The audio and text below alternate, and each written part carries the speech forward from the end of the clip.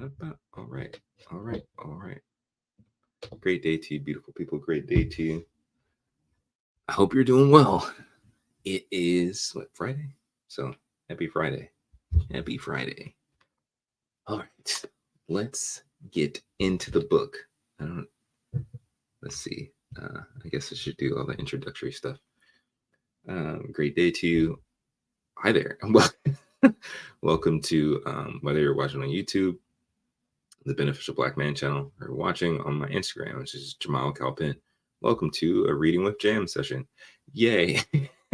We are reading books of personal development and things like that to continue to grow and become our best selves. And I'm particularly focused on trying to help other Black men grow and become their best selves. So I appreciate those who have joined in.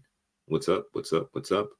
And today we are continuing to read the book Atlas of the Heart by Brene Brown. And this is part 6, I think. And we are in chapter 3. Yeah, we're in chapter 3. And so we're going to continue that reading. Yeah, for those who don't know, my name is Jamal Calpin. I am an actor, content creator, and the purpose of my YouTube channel and the things that I do is to try to help Black men overcome great mediocrity so that they can live in vibrant excellence and live for glory and for good, for the benefit of those around them and for their own joy and well-being. And so, yeah, as an actor and as a voice actor, I like reading. I like exercising this muscle and this gift that I have. And so that's what I'm trying to do. Oh, wait, I need to move my mic. Hold on. Y'all can't hear me. Y'all can't hear me on the YouTubes. Okay. This is probably better. All right. So there. Yes. So if you're on Instagram and you're curious about some of the content that I make, go over to my YouTube channel. Again, it's just the Beneficial Black Man. And for those who are on YouTube, if you're curious about other random stuff that I do in my life, go check out my Instagram page. But let's get into this book. It's been really good so far, in my opinion. Yesterday, we were covering the emotion or the topic of one of the major ones that stood out to me was disappointment. And so we're continuing, and the next section is regret. We're starting with regret. But I got the time on the clock, only trying to spend 30 minutes reading, and let's do it. Atlas of the Heart by Brene Brown. Chapter 3, Regret. Both disappointment and regret arise when an outcome was not what we wanted, counted on, or thought would happen. With disappointment, we often believe the outcome was out of our control, but we're learning more about how this is not always the case. With regret, we believe the outcome was caused by our decisions or actions. Interestingly, research shows that in the short term, we tend to regret bad outcomes where we took action. However, when we reflect back over the long term, we more often regret the actions we didn't take, what we didn't do, and we think of those as missed opportunities. As I reference in Rising Strong, I think one of the most powerful lines about regret comes from George Saunders' 2013 commencement address at Syracuse University. Saunders talked about how when he was a child, a young girl was teased at his school, and although he didn't tease her and even defended her a little, he still thought about it. He said, "So here's something I know to be true. Although it's a little corny and I don't quite know what to do with it, what I regret most in my life are failures of kindness. Those moments when another human being was there, in front of me, suffering, and I responded, sensibly, reservedly, mildly." While a meta-analysis, a study of studies, focusing on regret indicates that approximately 90% of regrets fall into one of 6 categories: education, career, romance, parenting, self improvement, and leisure. I've heard many research participants echo Saunders in regretting failures of kindness. I know that some of my own biggest regrets include failures of kindness, including failures of self kindness. While some people disagree with me, I firmly believe that regret is one of our most powerful emotional reminders that reflection, change, and growth are necessary. In our research, regret emerged as a function of empathy, and when used constructively, it's a call to courage and a path toward wisdom. Sorry, I'm highlighting stuff.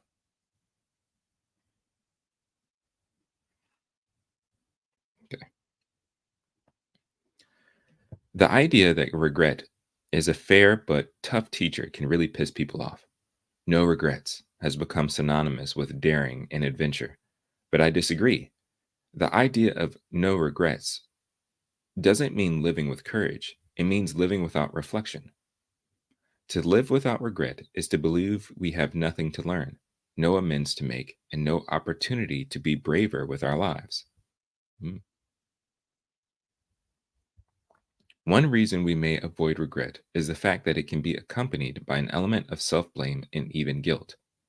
Maybe we don't like the, excuse me, maybe we don't like the accountability that often comes with regret. When I was writing Rising Strong, a friend of mine sent me a picture of a tough looking kid who had no regrets tattooed across his chest. I later found out that the image was from the film We Are the Millers. It's such a perfect metaphor for what I've learned. If you have no regrets, or you intentionally set out to live without regrets, I think you're missing the power of regret to teach us. In the film, a character played by Jason Sudeikis challenges the guy with the tattoo. You have no regrets? Like, not even a single letter? So funny. In our work, we find that what we regret most are pick up. In our work, we find that what we regret most are our failures of courage, whether it's the courage to be kinder, to show up, to say how we feel, to set boundaries, to be good to ourselves, to say yes to something scary. Regret has taught me that living outside my values is not tenable for me. Regrets about not taking chances have made me braver. Regrets about shaming or blaming people I care about have made me more thoughtful. Sometimes the most uncomfortable learning is the most powerful. Ooh, I like that. Discouraged, resigned, and frustrated.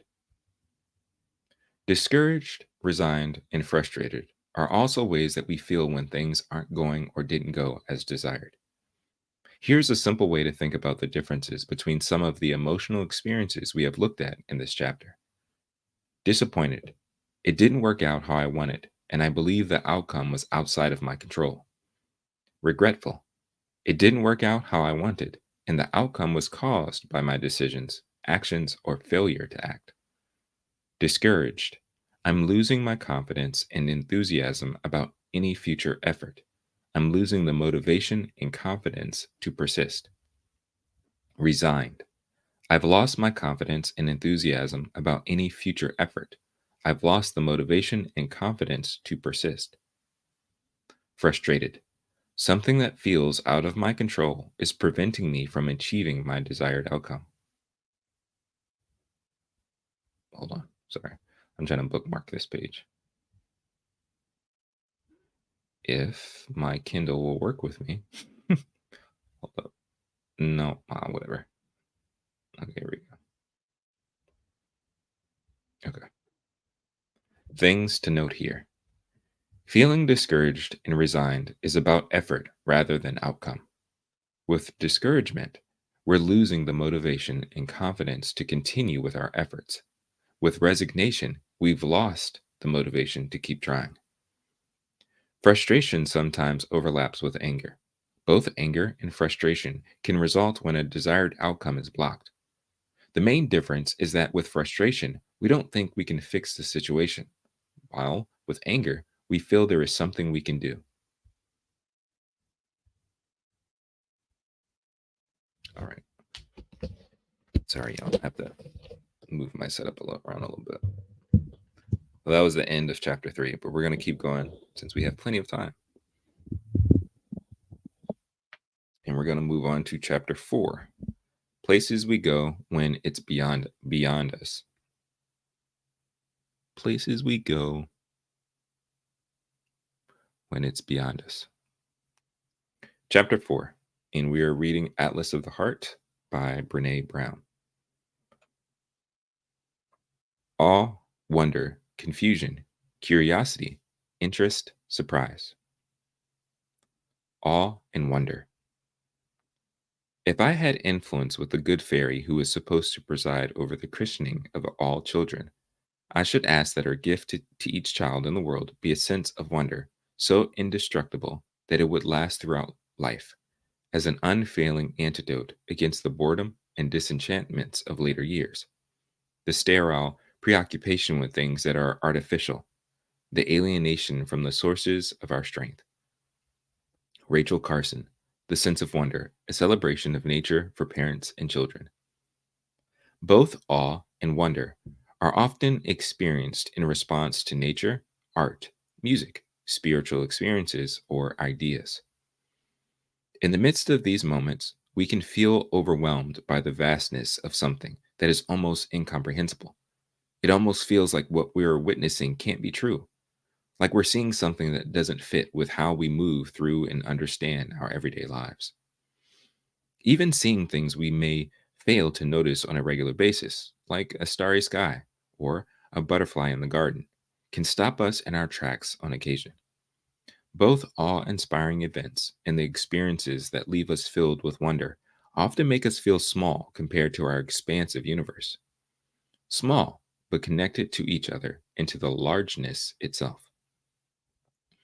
We often use awe and wonder interchangeably, which makes sense because, as you can see, the experiences share a lot in common. But there is a primary difference between our experiences of these incredible emotions that's worth understanding. I love how researchers Ulrich Weger and Johannes Wegman, apologies these people, explain it. They write, wonder inspires the wish to understand. Awe inspires the wish to let shine, to acknowledge, and to unite. When feeling awe, we tend to simply stand back and observe, to provide a stage for the phenomenon to shine. Hmm, I like that. All right. Awe and wonder are essential to the human experience. Wonder fuels our passion for exploration and learning, for curiosity and adventure. Researchers have found that awe leads people to cooperate, share resources, and sacrifice for others, and causes them to fully appreciate the value of others and see themselves more accurately, evoking humility. Some researchers even believe that awe inducing events may be one of the fastest and most powerful methods of personal change and growth. And we don't need to stand on a cliff and see the northern lights to feel awe or wonder, although this is absolutely on my bucket list. Sometimes I feel sometimes I feel like my dog, Lucy, is staring into my soul, and I feel a huge sense of wonder. How did I end up with an actual Ewok living in my house? How did this happen? It's unreal. And as a parent, simple moments with my children have rendered me speechless with awe. I thought this would change as they got older, but even with a 16-year-old and a 22-year-old, the awe still takes my breath away on a regular basis. Oh, cool. So she has a comic here,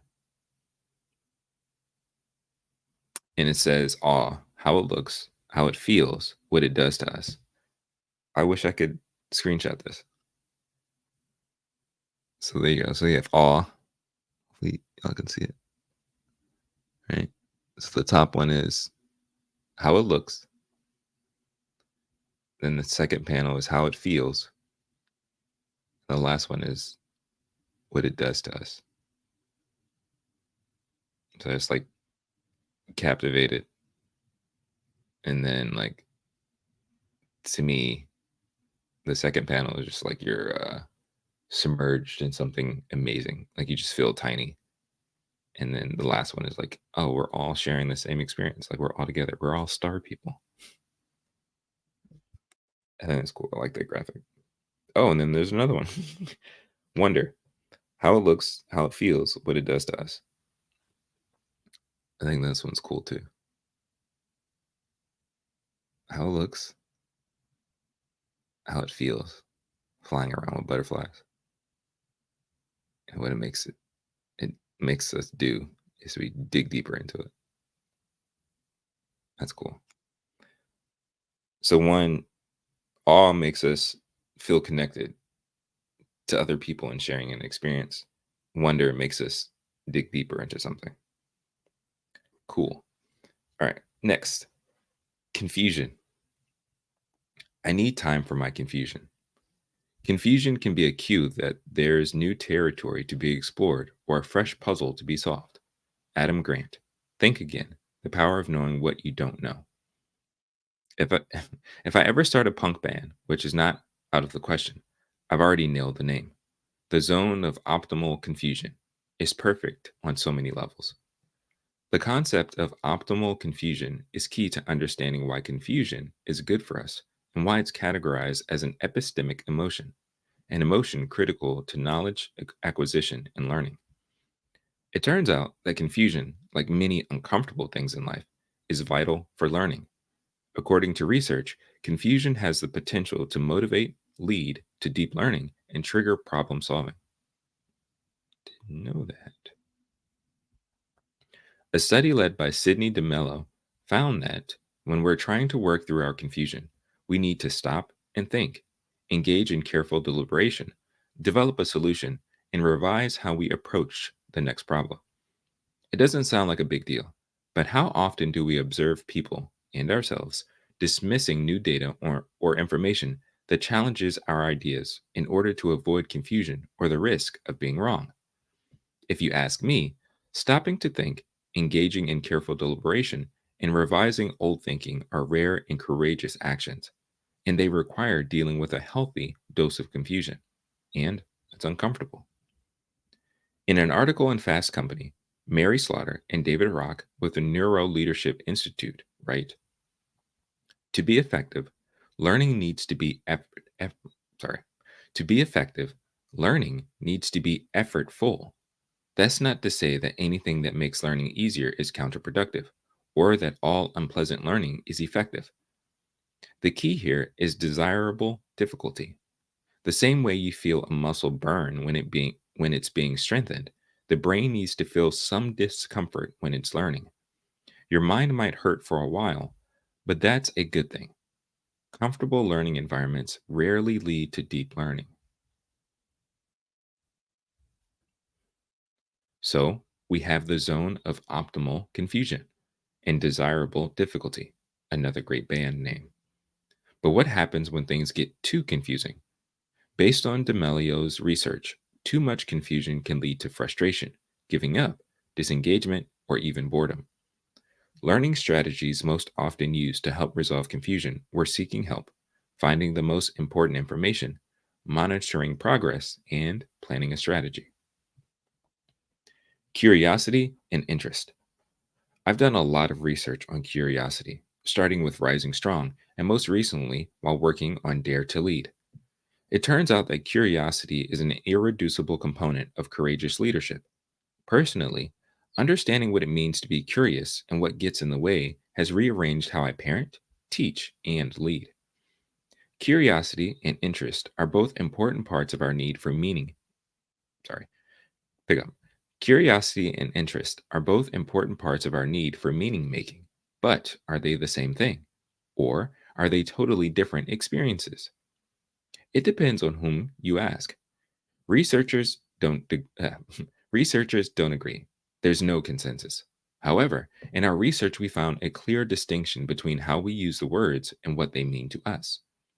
Let's start by looking at some examples of how we use the words. We often say things like, I want my kids to be curious and to show interest. I'm looking for employees who are curious and demonstrate interest in our work. I value curiosity in a person, and they show interest in the topic. What starts to take shape as we look at how we talk about these terms is the difference between thinking and feeling, and between who we are and what we're doing. Here's what emerged from our data. Curiosity seems to be both a trait and a state. You can be a curious person, and regardless of having this trait or not, you can feel curious about something in the moment. Interest is more of a state. Interested is not who we are, but how we are at a specific time. Curiosity seems to involve both feeling, emotion, and thinking, cognition, while interest is really more about thinking. Definitions. Interest is a cognitive openness to engaging with a topic or experience. Curiosity is recognizing a gap in our knowledge about something that interests us and becoming emotionally and cognitively invested in closing that gap through, through exploration and learning. Curiosity often starts with interest and can range from mild curiosity to passionate investigation. In addition to the state and trait differences, the big things to understand here are the heart and head investments. With interest, our mind is open to seeing what's there, but with curiosity, we've acknowledged a gap in what we know or understand, and our heart and head are both invested in closing that gap. I think that's interesting. Wait,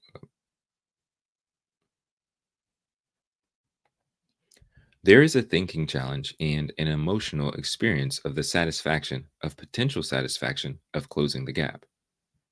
In Rising Strong, I talk about George Lowenstein's groundbreaking 1994 article, The Psychology of Curiosity, in his introduction of the information gap perspective.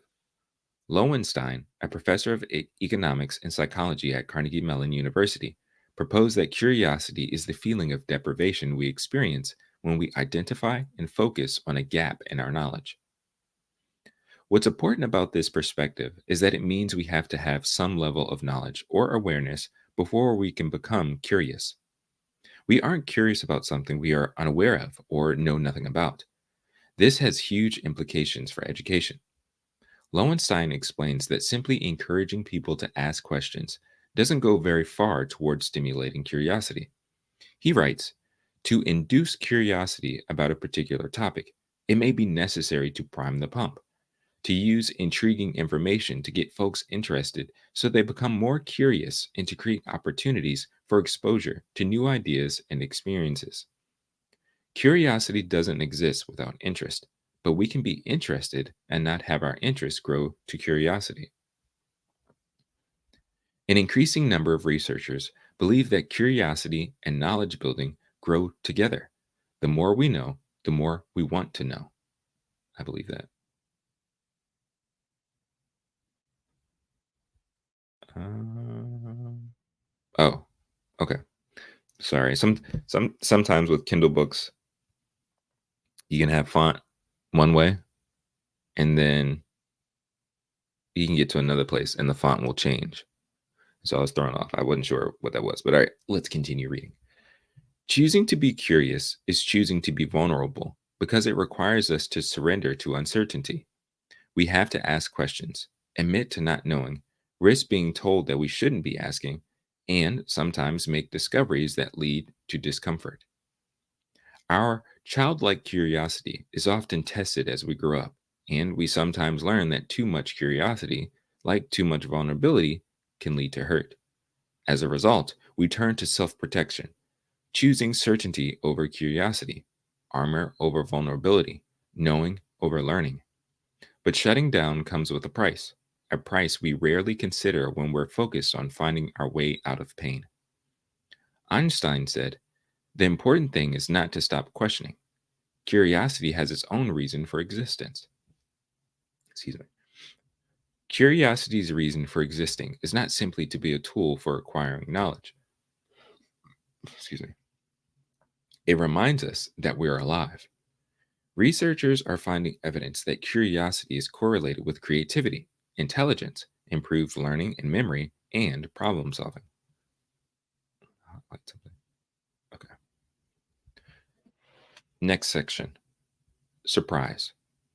Similar to findings by researchers Sasha Topolinsky and Fritz Strack, my team and I define surprise as an interruption caused by information that doesn't fit with our current understanding or expectations.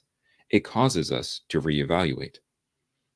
We can think of surprise as a bridge between cognition and emotion, but it's a short bridge. Surprise is the shortest duration emotion, rarely lasting more than a few seconds. In addition to being a short bridge, Surprise is also an amplifier. Once our thinking brain works out the unexpected thing that's happening, we move into emotion. There's evidence that surprise amplifies subsequent emotion with more surprising events, resulting in stronger emotional reactions. Spoiler alert. I'm pretty sure this research explains why I do not like surprises. I'm not a fan of having to manage amplified emotion while in the spotlight. But it's not just my introversion in the spotlight piece. I don't like surprises in movies or TV series either. I know many of y'all will find this egregious, but I normally read the entire plot of any potentially stressful movie before I watch it. My wife does the same thing sometimes too. People assume that ruins it for me, but it doesn't. I can actually enjoy it better without being thrown off the surprise bridge into amplified emotion. No, thank you. However, I do understand why the research shows that surprising news is more likely to be shared. Surprising advertisements are more likely to be noticed, and people are more likely to return to a restaurant that was surprisingly better than expected.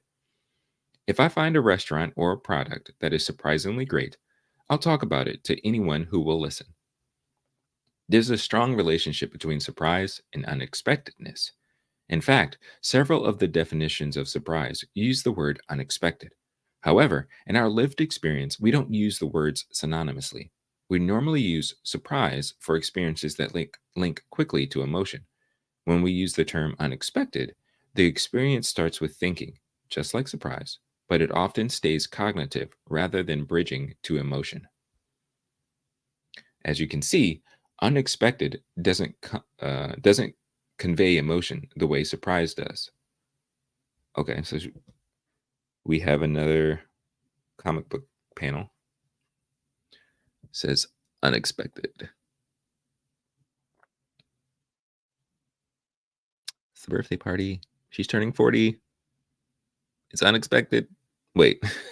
Oh, okay, I get it. Nobody would say unexpected. Like what?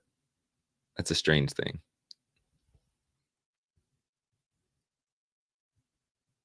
Okay. Okay, cool. Things are good. This is a good place to stop. All right, so that wraps up chapter 4. We finished chapter 3 as well.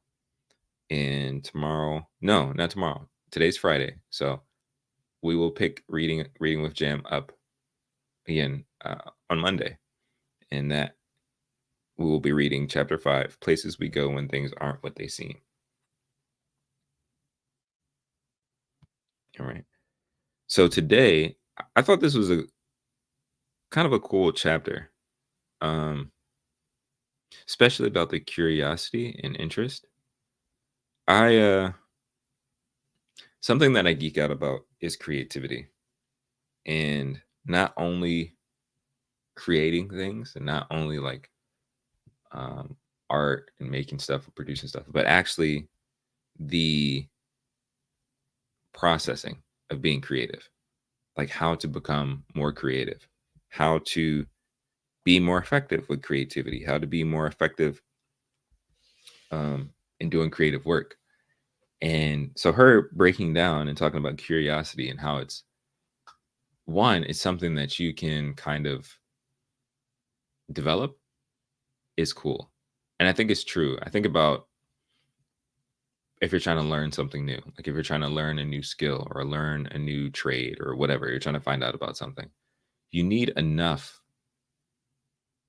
interest, I guess, to then turn into curiosity for you to keep doing research. And I think can go hand in hand with the idea of awe and wonder. Like for some people, when it comes to learning history, and I'll say for myself, I don't, at first, I used to say I don't really like history because, I think about being in school and being in academia, and you're being forced to learn things about history, about,